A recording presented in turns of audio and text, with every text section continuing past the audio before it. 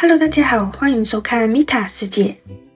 今天我们来到位于日本关东地区神奈川县藤泽市里，有着日本最美离岛之称的江之岛游玩。这座小岛周长约5公里，海拔最高点约60公尺。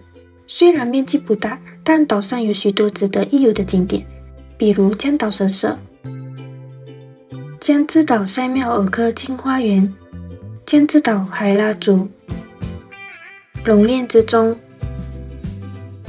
江之岛盐屋，以及热闹的商店街。江之岛离东京和横滨很近，也很方便，所以前往到此一日游是许多人的必到景点之一。江之岛可以从东京站、横滨站或新宿站出发。我们是从横滨站出发。首先，我们乘搭大约22分钟的江南新宿线抵达到藤泽车站，之后再从藤泽站乘搭大约7分钟的小田急江之岛线抵达到片濑江之岛站。如果是从东京站出发，可以乘搭东海道本线，大约47分钟抵达到藤泽站，之后再转乘小田急江之岛线约6分钟就可抵达到片濑江之岛站。若是从新宿站出发，可乘搭大约1小时的小田急线直通到片濑江之岛站。从车站出来后，第一件事情就是要记得回头看，因为在这里的第一个景点就是车站独特的外观了。片濑江之岛站的外观是龙宫造型的外观，据说是在2019年建成的，而且在站内还是有一个小小的水族馆，这是车站与当地的新江之岛水族馆合作打造的，也是进入江之岛之前的景点之一。在车站的对面就是通往江之岛的桥梁了。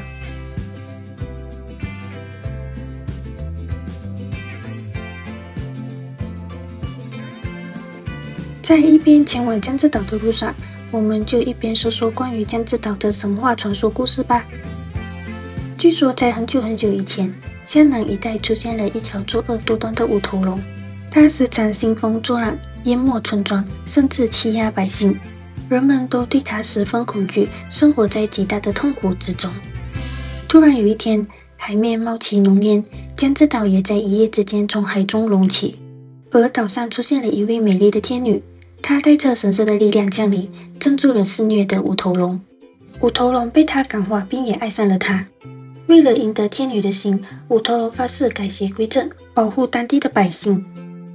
最终，天女答应了他的心意，两人结为夫妻。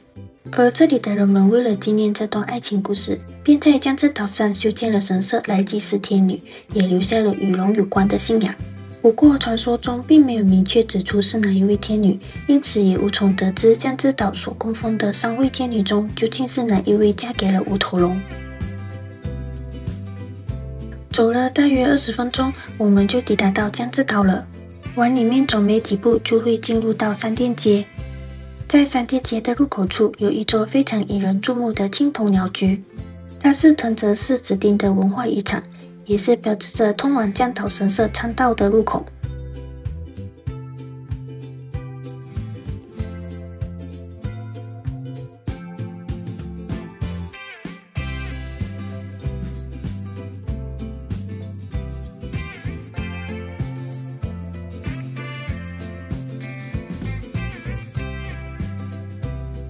往里面继续走一段路后，我们来到了江岛神社瑞星门的入口。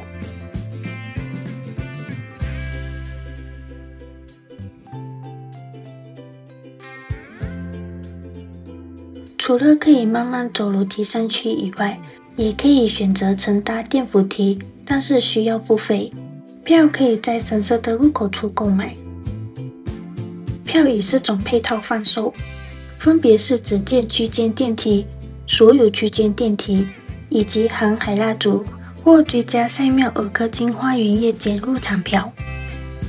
只电区间电梯是可以先走其中一段，比如第2段走楼梯，到了第3段再用搭扶梯的方式。每一个区间段的价格都不一样。我们这次是选择全程步行，而我们第一个要攻破的就是眼前的楼梯了。在爬的过程中，我们就来说说江岛神社吧。江岛神社是供奉日本三大辩财天之一的神社，创建于西元552年，已有1000年以上的悠久历史。而最初的神社原型能在江之岛天然岩洞轴内看见。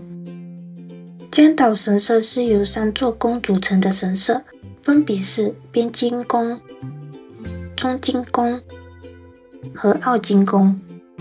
3个宫里分别祭祀着中向3女神，这3位中向女神被视为海上守护神，同时也带来财运、恋爱运、异能运等庇佑。爬完楼梯后，首先来到的就是边津宫，这里祭祀的中向女神是天寸金比卖命，可祈求财运、生意兴隆和学艺精进。在旁边有设置一间叫做凤安殿的建物，里面供奉着2尊相当罕见的辩财天雕像，一尊为镰仓时代建造的手拿乐器的妙音辩财天，另一尊则为持满武器的八臂辩财天。如果想进去参观，门票是1人200日元。另外，在这里还有可以洗钱的白龙湾水池，据说用这里流出的清澈水源洗过的钱，会有钱滚钱的作用哦。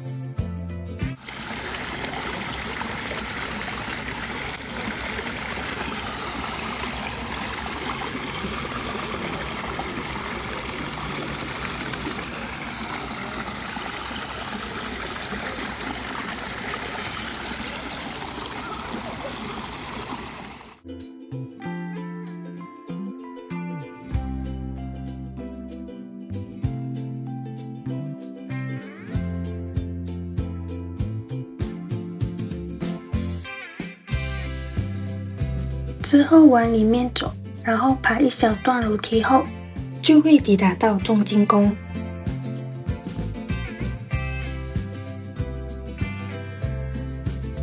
我们来到了中津宫，这里祭祀的中间女神是传说中3姐妹中最美的一位4寸倒比卖命。这里是著名的恋爱能量景点，特别受到女生们的欢迎。这里可以祈求美貌、恋爱与良缘、艺能与艺术进步，同时也庇佑财运与幸福。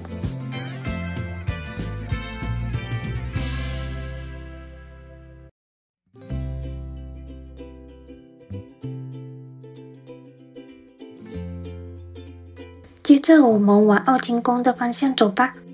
这段路是整段路里最累的一段，有不少上坡需要走。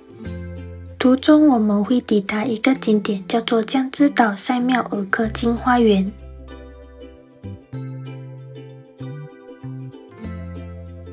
这里是由英国贸易商家赛庙儿科金于1882年所建造的日西合并庭园，是一个拥有约1万平方公尺的植物园。园内种植了各种热带植物与四季花卉，还保留了当年东洋规模最大的温室遗址。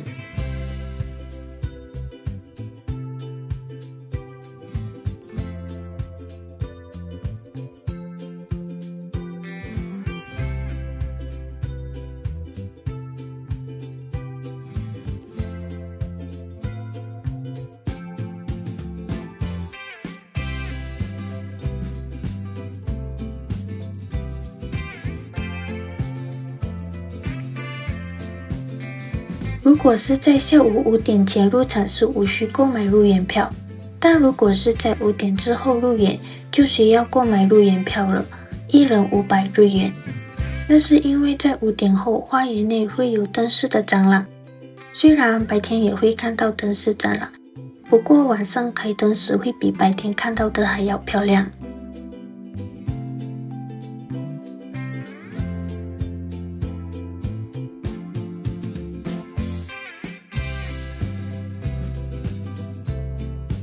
在公园这里的尾端，有一座江之岛非常著名的地标建筑物海蜡烛。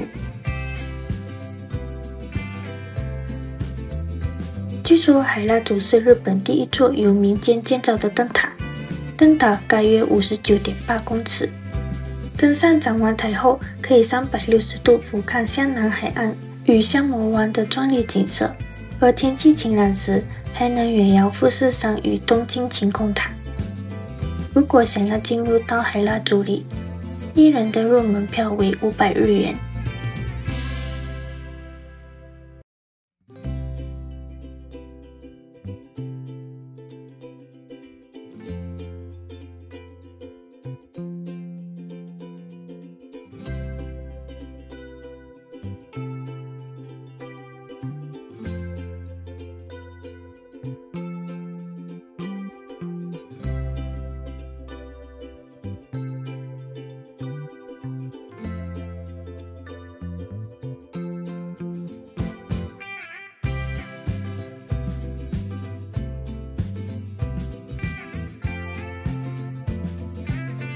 花园内也有其他的东西，像是伴手礼店、大自然以及艺术相关的展示，可以慢慢的欣赏。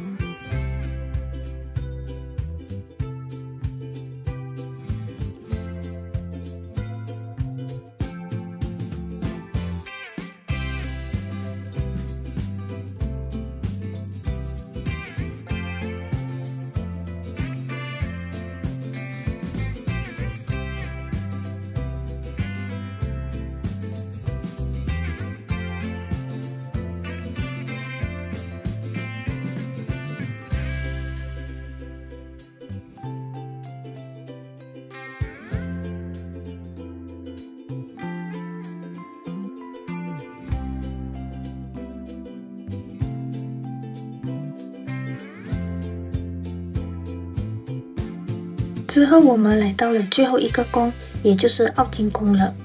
这里是3宫中地势最高的一座宫。这里祭祀的是仲夏女神里的长女多祭里比麦密，是掌管海洋的神明。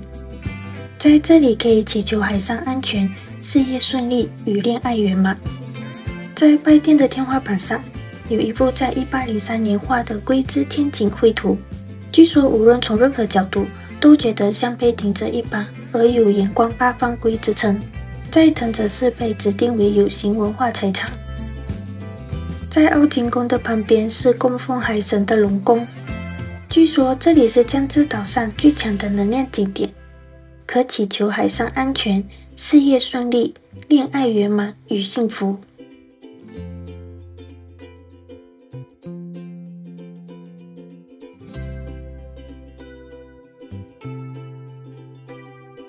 我们往下走，来到了恋人之丘。这里有一座有名的钟，名为龙恋之钟。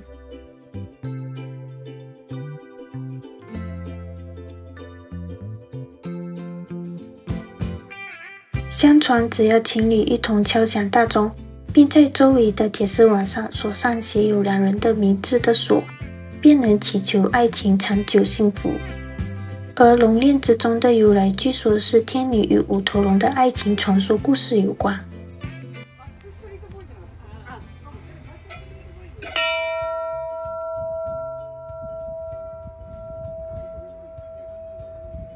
之后我们再往下走，来到了智儿之渊。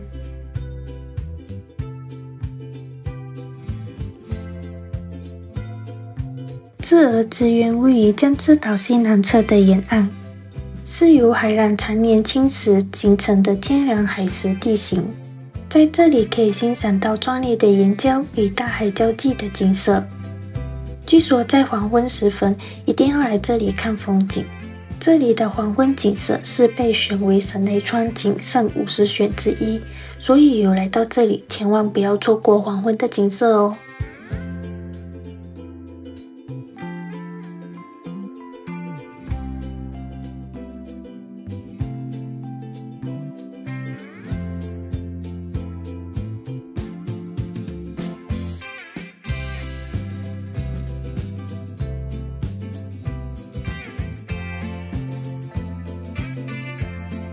经过智儿之渊后，我们来到了江之岛岩屋。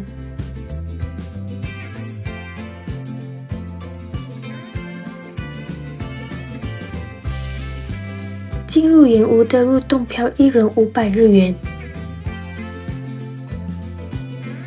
岩屋是由海蓝侵蚀而成的天然海蚀洞窟，分为第一岩屋和第二岩屋。据说自古以来就是修行者与信仰者的重要圣地，是一个超强的能量景点。在这里有着许多不同的传说故事，像是其中一个洞穴可以通往到富士山，或者另一个洞穴是江岛神社的发祥地。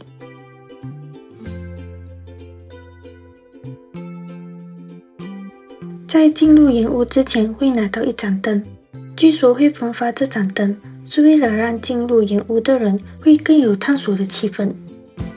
第一岩屋全长约152公尺，在里面大多是展示了江之岛的历史和宗教相关的雕刻与资料。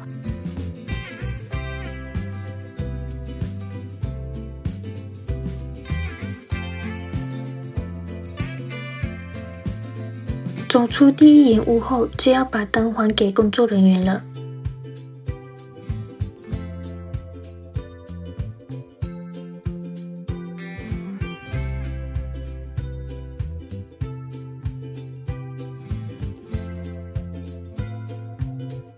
从第一岩屋走了一段路后，我们来到了第二岩屋。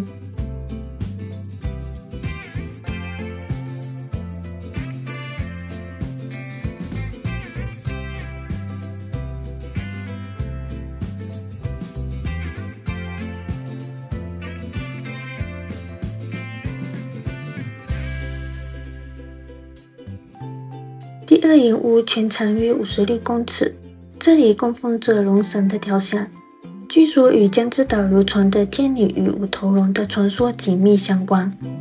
对这龙拍手就会发生有趣的事情哦。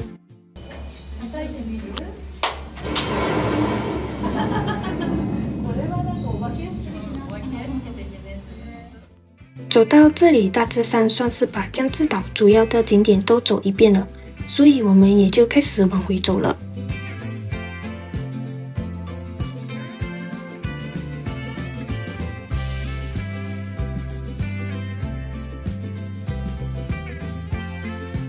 来到江之岛最不能错过的特色小吃就是章鱼鲜贝。这种小吃是用185度的高温将章鱼压平烤成一张薄脆的鲜贝，是来到江之岛必吃的招牌美食之一。我们是在位于顶上的这间 Asahi 购买的。其实在下面的商店街也有 Asahi 的分店，只不过那边排队的人比较多，而这里排队的人会比较少，而且还有休息区以及风景可以欣赏。今天的江之岛之旅，我们从龙宫造型的片濑江之岛站开始，之后走过热闹的商店街，参拜了拥有1000年历史的江岛神社，欣赏了江之岛著名的地标建筑物海蜡烛，敲响了浪漫的龙恋之钟，也感受了罪恶之渊与岩屋带来的美景以及氛围。每一个景点都有它独特的故事与魅力，让我们仿佛穿梭在历史与传说之中。当然，来到江之岛，记得来吃江之岛必吃的章鱼鲜贝，香脆的口感与浓郁的海味，让一整天的旅程画下完美的句点。江之岛不仅风景优美，更充满历史、文化与浪漫色彩。无论是想欣赏海景、探索传说故事，还是品尝特色美食，江之岛都是一个适合放慢脚步、慢慢欣赏的美丽地方。